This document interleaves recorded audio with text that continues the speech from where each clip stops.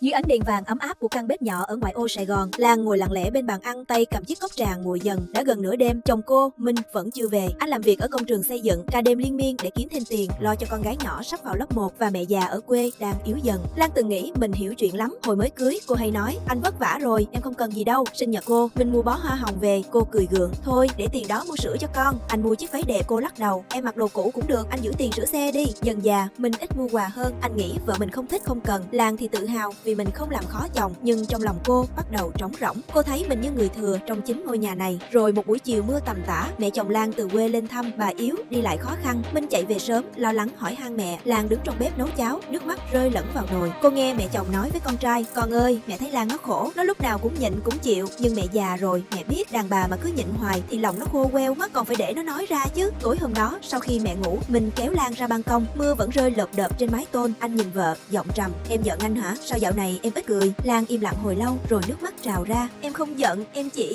mệt. Em sợ nói ra anh lại nghĩ em đòi hỏi, em thực dụng, em sợ anh mệt thêm. Nhưng em cũng muốn được anh quan tâm, được anh hỏi han, được anh tặng em một món gì đó, dù nhỏ thôi. Em cũng cần được yêu chứ anh. Mình sững người, anh ôm chặt vợ vào lòng. Lần đầu tiên sau bao năm, anh cảm nhận được nhịp tim cô đập mạnh đến thế. Anh xin lỗi, anh tưởng em không cần, anh ngu quá. Từ nay, em muốn gì cứ nói, anh sẽ cố hết sức. Anh muốn được chăm em, được thấy em vui, đừng nhịn nữa, được không? Từ hôm ấy, Lan thay đổi, cô không còn thôi để em nữa. Khi mình mua về hộp bánh kem nhỏ nhân dịp kỷ niệm ngày cưới, cô không từ chối, cô cười rạng rỡ, ôm anh, em thích lắm, cảm ơn anh làm em hạnh phúc thật đấy. Mình thấy mắt mình cay cay, anh nhận ra, hóa ra việc được vợ đón nhận lại khiến anh thấy mình có giá trị, thấy tình yêu của mình có ý nghĩa. Lan cũng học cách quan sát chồng hơn. Những ngày anh mệt, cô pha sẵn ly trà gừng ấm, ngồi bên xoa bóp vai cho anh mà không cần anh phải nói. Khi anh buồn vì công việc chậm tiến độ, cô nhẹ nhàng hỏi, anh kể em nghe được không, em muốn ở bên anh. Và khi anh vui, cô kéo cả nhà đi ăn kem, cười đùa như thời mới yêu. Hóa ra hiểu chuyện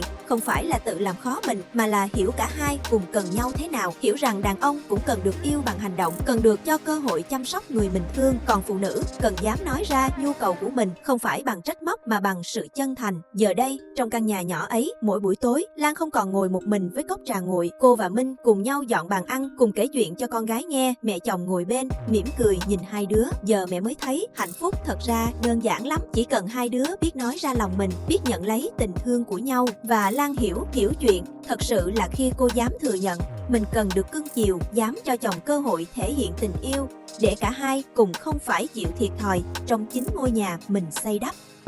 Bởi tình yêu, nếu chỉ một người nhịn nhục mãi rồi sẽ khô héo, nhưng khi cả hai cùng cho đi và nhận lại, nó sẽ mãi xanh tươi.